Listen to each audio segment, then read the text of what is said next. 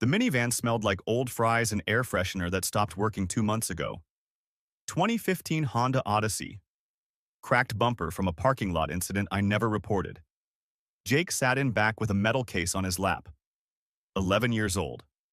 Regional under-12 soccer championship. Most valuable player. He kept opening the case, closing it, opening it again. Do you think Grandpa will like my medal? I glanced in the rearview mirror.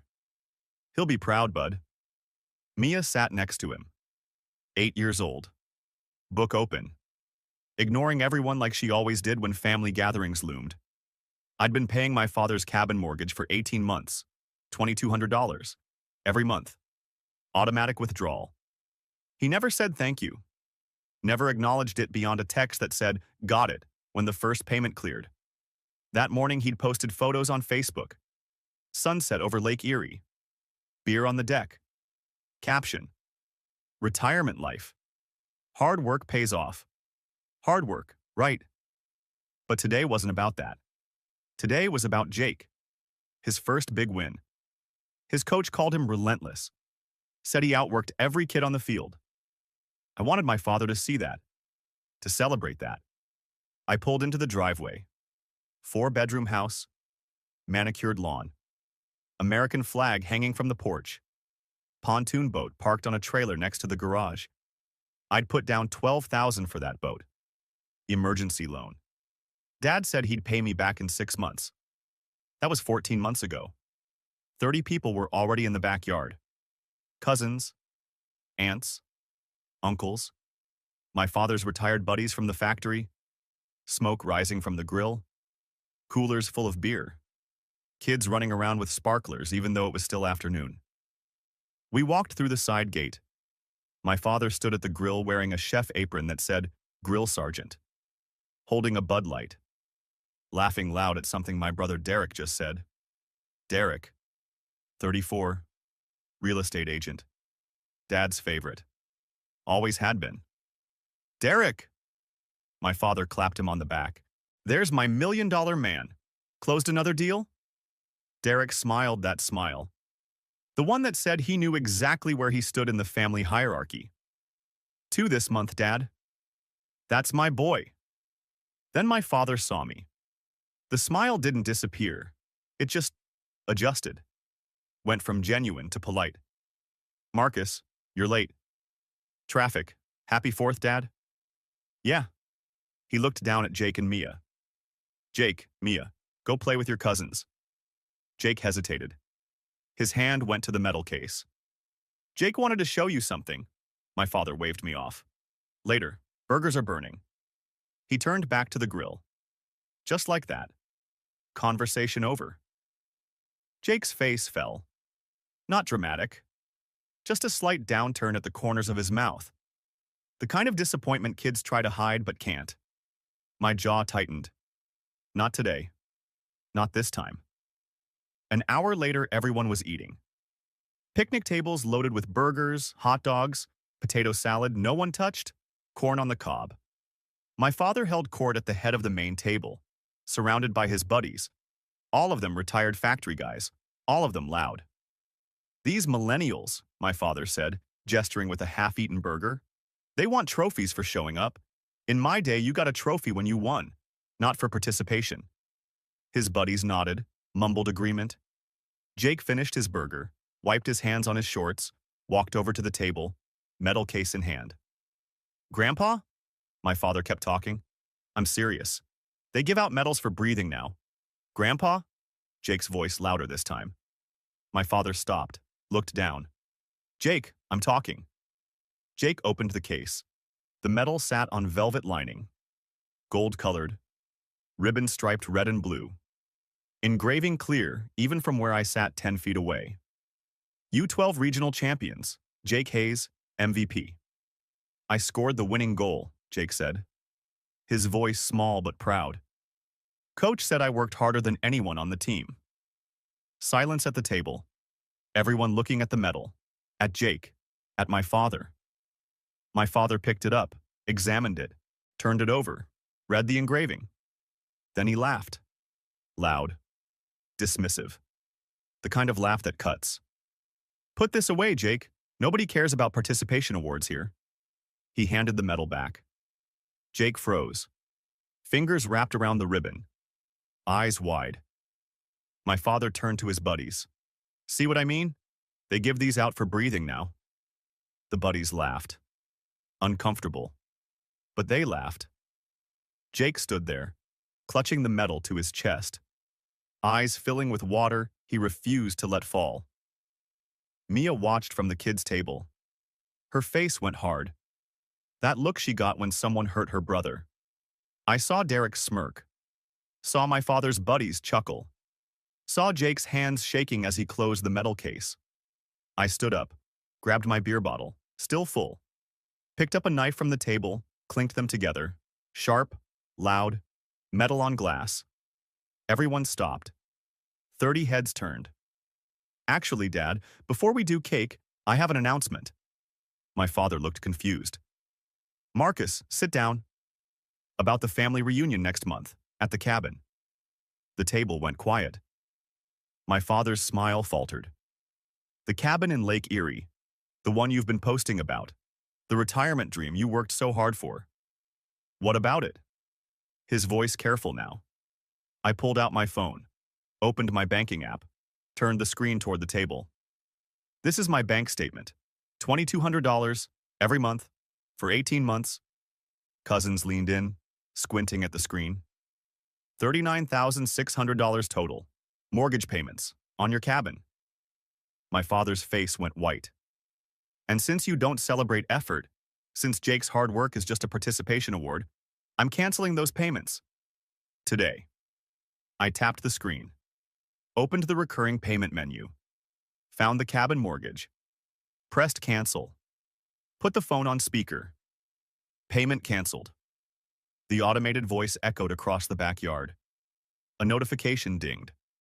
Complete silence. 30 people staring. Forks frozen. Drinks halfway to mouths. My father stood there, beer still raised, face pale, Derek's smirk gone. Jake looking at me, confused, scared, hopeful. Uncle Mike spoke first. My father's brother, 65, retired electrician. Wait, Marcus has been paying for the cabin? For 18 months, I said. Dad needed a co-signer 2 years ago. His credit was shot. I signed. Then I started making payments when he couldn't keep up. Aunt Linda stared at my father. Richard, is this true? My father stammered. That's, Marcus, this is family business.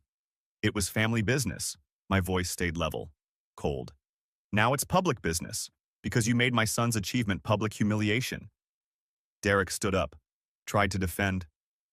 Marcus, come on, Dad didn't mean… I turned to him. Shut up, Derek. He stopped. You live in a condo Dad helped you buy, with money I lent him. $15,000, never repaid. Derek sat down, silent. I looked around the table, at all of them. The pontoon boat?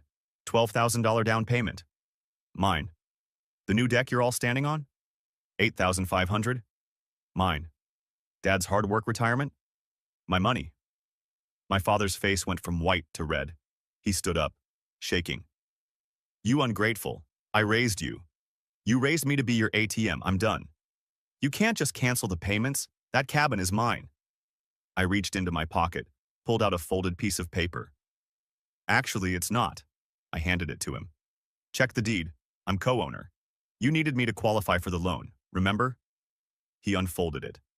Read. His face drained of color. You have 2 options, I said. 1. Refinance in your name only and buy me out. 2. I foreclose and we sell. Either way, payments stop today. You wouldn't… Watch me. I walked to where Jake stood, still holding the medal case. I took the medal out, hung it around his neck. You earned this. Don't ever let anyone tell you different. Jake was crying now, but smiling. Okay, Dad. I looked at Mia. Let's go. We walked out, through the side gate, past the pontoon boat, past the manicured lawn, past the American flag. Behind us, the backyard erupted, yelling. Aunt Linda's voice sharp and angry. Uncle Mike demanding answers. My father's buddies confused and silent. Derek said nothing. I didn't look back. The minivan felt quieter on the drive home. Jake sat in back, metal still around his neck. Mia held his hand. Dad, did you really do all that? Yeah. Mia's voice small. Are we in trouble? No, honey, we're free. Jake looked out the window. What happens to Grandpa? He'll figure it out. Or he won't. Either way, it's not our problem anymore. My phone started buzzing. Texts, calls, voicemails piling up. I put it on silent, kept driving. I drove home with my kids in the back seat and my phone exploding in my pocket. 37 missed calls in the first hour. Texts from my dad, my brother, aunts, uncles, people I hadn't spoken to in years, suddenly very interested in my financial decisions. I ignored all of them. Jake fell asleep in the back seat with his medal still around his neck. Mia held his hand. And I realized something. For 18 months, I'd been funding my father's retirement fantasy while he treated my kids like props. I told myself it was temporary, that he'd get his finances together, that family helped family. But the truth was simpler and uglier. He wasn't struggling. He was prioritizing. The cabin, the boat, the lifestyle, all more important than basic respect for his grandson. So when he called that medal a participation award, he wasn't insulting Jake's achievement. He was revealing what he thought of all of us. We were the participation prizes in his life. The people who showed up and got nothing in return. Well, I stopped participating. And from the 19 voicemails waiting on my phone, I could tell he was just starting to understand what that meant. I woke up to 52 missed calls and 23 voicemails. The phone had been buzzing all night. I'd turned it face down and tried to sleep. Didn't work much. First voicemail was my father. Timestamp 11 p.m. the night before. Marcus, you embarrassed me in front of the entire family. Call me back right now. Second voicemail. 1 in the morning. His voice slurred. You can't do this. That cabin is my retirement. You're being selfish. Third voicemail. Derek. 3 in the morning. Bro, what on earth? Dad's losing it. Just call him back and fix this. I deleted all of them. Went downstairs. Made pancakes. Jake came down first, metal still around his neck. He'd slept in it. Is Grandpa mad? I flipped a pancake. Probably. Are we in trouble? No, bud. That's not your problem. Mia sat at the table, poured syrup without asking. What happens now? We eat pancakes, then you two go to the pool with the Johnsons like we planned. Normal morning, normal routine. Like I hadn't just nuked my family the day before. The doorbell rang at 9. I looked through the peephole, my father standing there. Red eyes, wrinkled shirt, hair uncombed. Looked like he hadn't slept at all. I opened the door, didn't step aside. We need to talk. No, we don't. Marcus, please. His voice softer now, practiced. I didn't mean what I said about Jake's medal. I was joking. You weren't joking. You were dismissing. There's a difference. His jaw tightened. Fine, I'm sorry. Now reinstate the payments. No. The bank called this morning. July's payment bounced. I can't afford. Not my problem. I'm your father. And Jake's your grandson. You treated him like garbage in front of 30 people. Why would I fund your vacation house after that? He stepped closer. Desperate now. What do you want? An apology? Fine. I'm sorry. Now fix this. It's not about an apology anymore. It's about patterns. This is who you are, and I'm done enabling it. I closed the door. He pounded on it, yelling, muffled through the wood. I walked to the kitchen, poured more coffee, waited until the pounding stopped. 2 hours later, the kids were at their friend's house. I sat at my laptop, opened email, started composing. Subject line, financial transparency. Recipients. Dad. Derek. Aunt Linda. Uncle Mike. 15 other family members. Everyone who'd been at that BBQ. I attached bank statements. 18 months of $2,200 payments. Attached the loan agreement. The deed showing me as co-owner. Attached Venmo history showing Derek's $15,000 loan. Unpaid. Attached text messages. Dad asking for emergency money. Boat down payment. Deck renovation. Always an emergency. Always temporary. I typed the email body. Since yesterday's conversation became public, here's the full context. Attached. 18 months of cabin payments totaling $39,600. Plus boat down payment, $12,000. Deck renovation, $8,500. Total, $60,118 months. $87,000 over 3 years if you include earlier loans. My fingers paused on the keyboard. I was told this was temporary. It wasn't. I was told Dad was getting back on his feet. He bought a pontoon boat. Yesterday, he called my son's hard-earned medal a participation award. That was the final participation I'm willing to fund. I read it back. Added one more line. Payments are canceled. If Dad wants the cabin, he can refinance or buy me out. Otherwise, it goes on the market. Cursor hovering over send. Thought about Jake's face.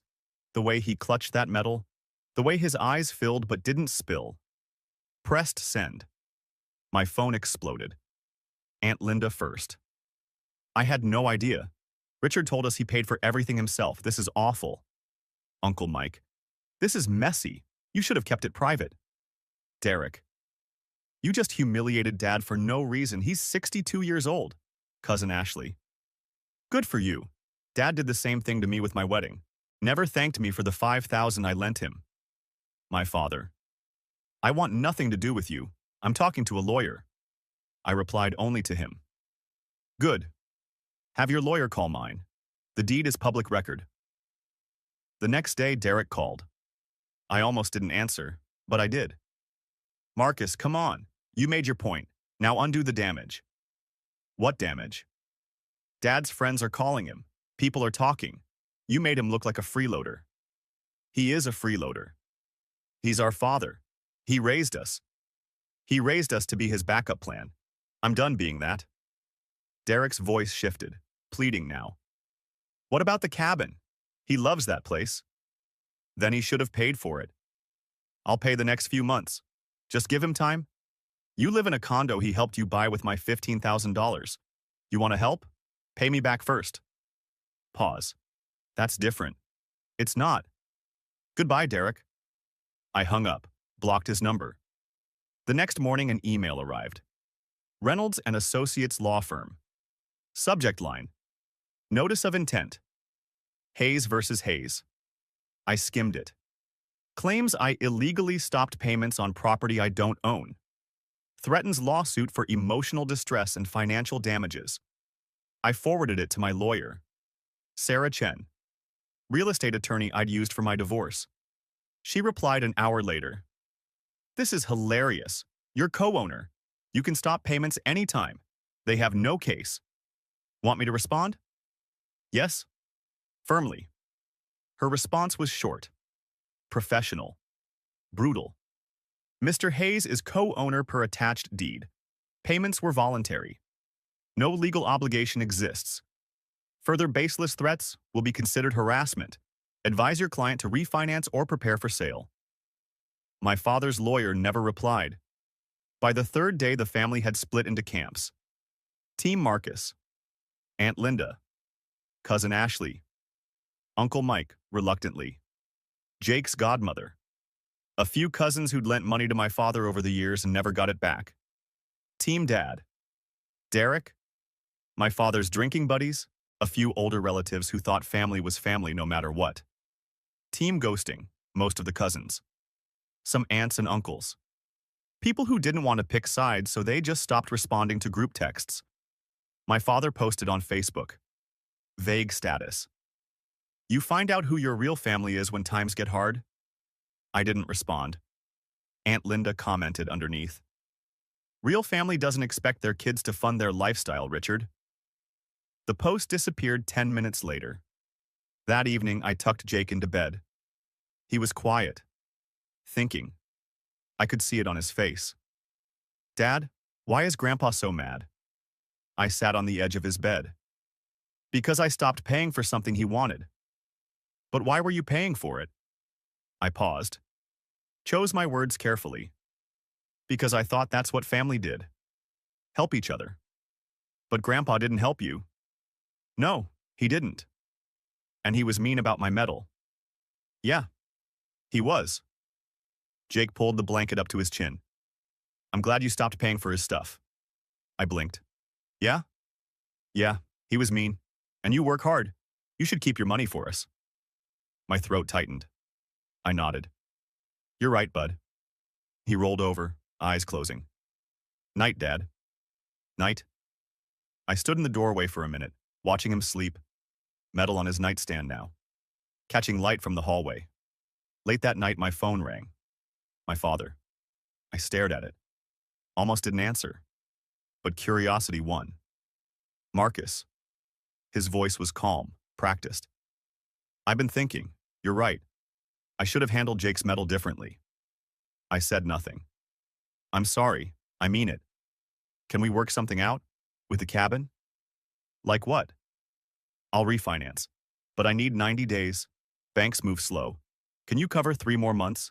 I'll pay you back. No. Marcus, please, I'm your father. You keep saying that like it means something. But you've never treated me like a son. I'm an ATM. And ATMs don't have feelings, so you never had to care about mine. That's not. It is. And I'm done pretending it's not. His voice broke. Actual emotion this time. Or a good performance. Hard to tell anymore. So that's it? You're just done with me? I'm done funding you. If you want a relationship, it starts with respect. For me. For my kids. Until then, talk to your lawyer. I hung up. Put the phone on silent. Went to bed.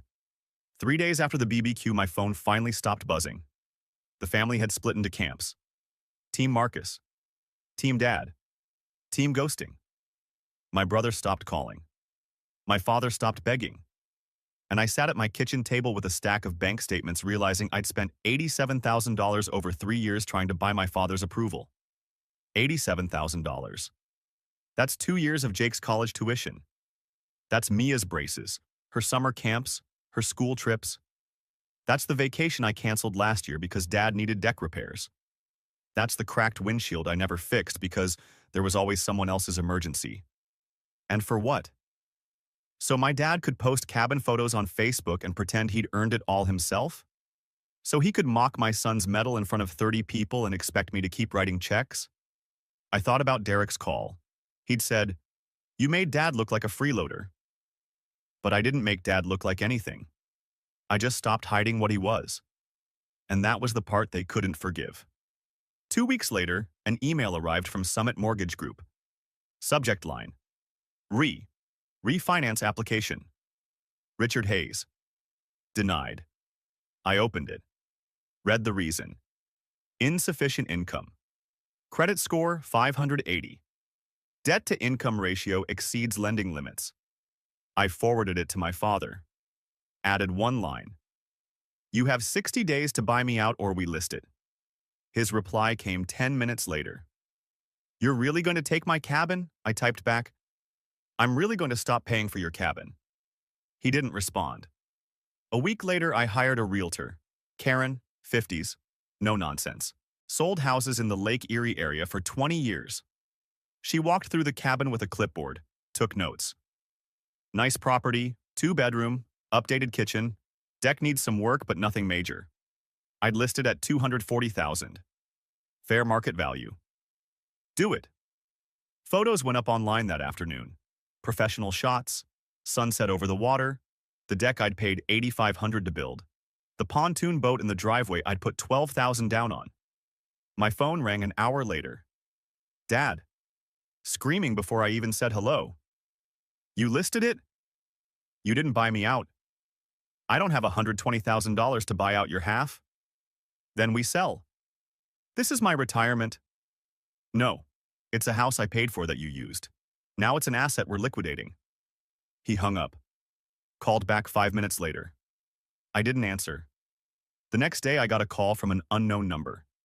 Answered it anyway. Marcus, this is Tom, your dad's friend. I remembered Tom. Retired. Owned a cabin 3 lots down from Dad's. Part of the Lake Buddy group. Hey, your dad's cabin is listed? Yep. Pause. He said he owned it outright. Paid cash. He lied. Longer pause. Oh, wow. Okay. Tom hung up. I put the phone down. Didn't think much of it. Found out later Tom told the other guys, 5 of them. All lake cabin owners. All retired. All thought my dad was one of them. Self-made. Worked hard. Earned his retirement.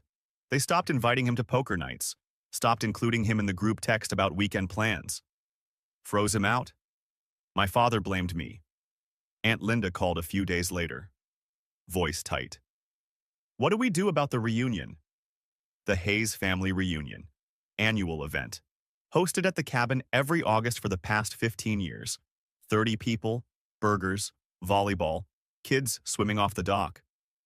Cabin's being sold. Can't host it there. Can we delay the sale until after? No, she sighed, long and heavy. Your dad is furious. He's telling everyone you're punishing the whole family. I'm not punishing anyone.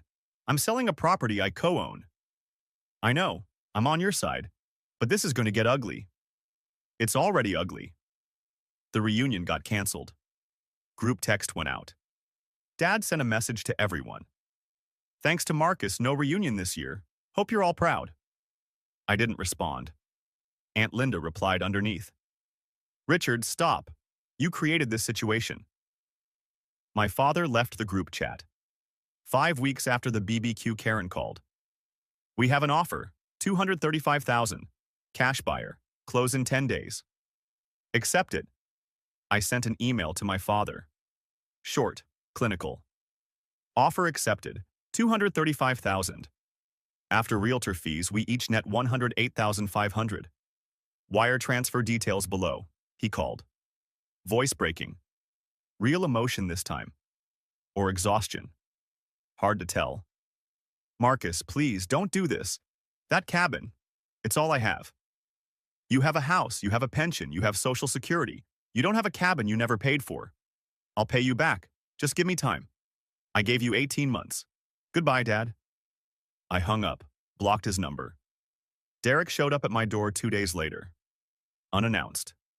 Again. I was getting tired of people showing up unannounced. What? I'll buy Dad's half. Keep the cabin in the family. You don't have $108,000. I'll get a loan? No, you won't.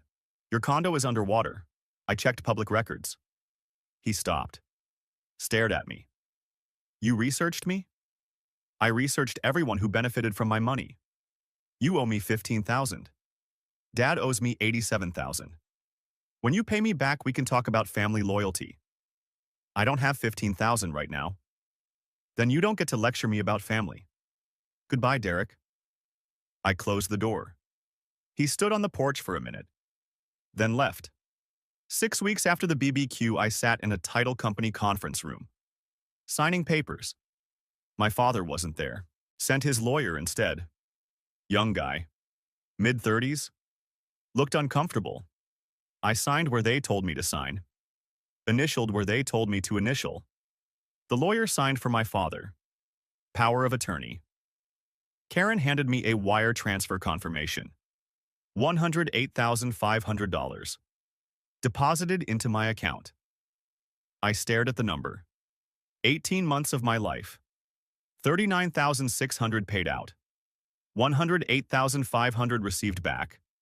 I made a profit on enabling him. The thought made me feel empty. I drove home, opened my banking app, transferred the full amount into Jake and Mia's college fund. All of it. Every dollar. Money going where it belonged. A week later, I stood on the sidelines at Jake's soccer game. He scored twice, assisted once. Kid was getting good. After the game, I saw my father sitting in the bleachers, alone, 20 feet away, looking old, tired, smaller somehow. Jake ran up to me. Did you see that second goal? I saw. Perfect shot. My father walked over, slow, hands in pockets. Hey, champ, great game. Jake looked at me, uncertain. Go get your stuff. I'll meet you at the car. Jake left. My father stood there, waiting. I just wanted to see him play. Why? Because he's my grandson. You called his medal a participation award. I was wrong. I know I was wrong. Can't we move past this? You want to move past it because it's convenient. But you never apologized to Jake. You apologized to me because you wanted me to reinstate payments. I'm apologizing now. To me, not to him. Because you still don't think you did anything wrong. You think I overreacted. He paused. Too long. Maybe you did. Goodbye, Dad. I walked to my car. Didn't look back. Jake was already in the back seat. Mia next to him. Both quiet. That night at dinner, Jake spoke first. Dad, was Grandpa sad today? Probably. Do you feel bad? I put my fork down, looked at him. No. Why not? Because feeling bad would mean I did something wrong, and I didn't. Grandpa hurt you. I protected you. Those are two different things. Mia looked up from her plate. Are we bad people for not helping Grandpa anymore? No, honey. We're people who don't fund bullies. But he's family. Family doesn't mean you accept bad behavior. It means you set boundaries when behavior gets bad. Jake thought about that. Like a red card in soccer? I smiled. Exactly like a red card. He nodded. Went back to his food. Satisfied with the answer. 6 weeks after the BBQ, the cabin sold. My father got a check for $108,500. I got the same. He called it theft. I called it liquidation. Aunt Linda called it karma. The family reunion was canceled. Dad's lake buddies stopped inviting him to poker nights. Derek stopped calling. And I sat in Jake's soccer stands every Saturday watching my son play with a medal around his neck that he refused to take off. Someone asked me once if I regretted it. Blowing up the family over a cabin, humiliating my father in front of everyone, choosing money over reconciliation. But they got it wrong. I didn't choose money over family. I chose my kids over my father's entitlement. I chose Jake's dignity over Dad's retirement fantasy. I chose 18 months of my life back. And when I deposited that $108,500 into Jake and Mia's college fund, I didn't feel guilt. I felt relief. Because for the first time in 3 years, my money was going where it belonged.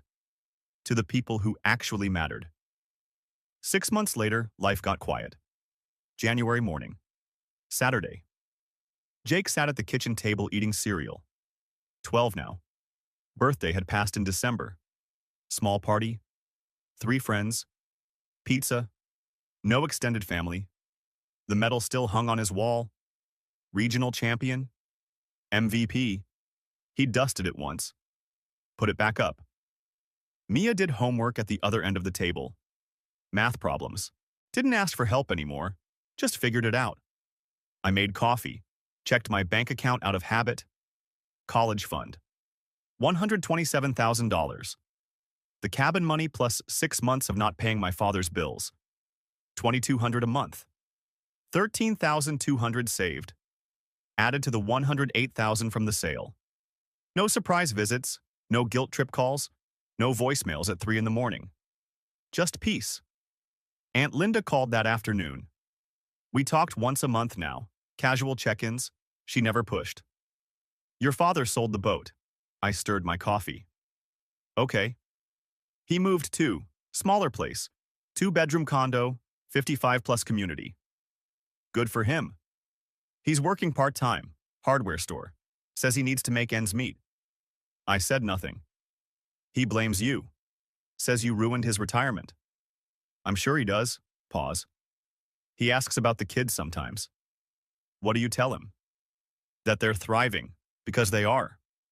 Thanks, Linda. You doing okay? Yeah, I'm good. She hung up. I went back to my coffee. A few weeks later, Derek texted. First contact in 5 months. Hey, can we talk? I stared at the message. Almost didn't reply, but curiosity won. About? Dad's birthday is next month.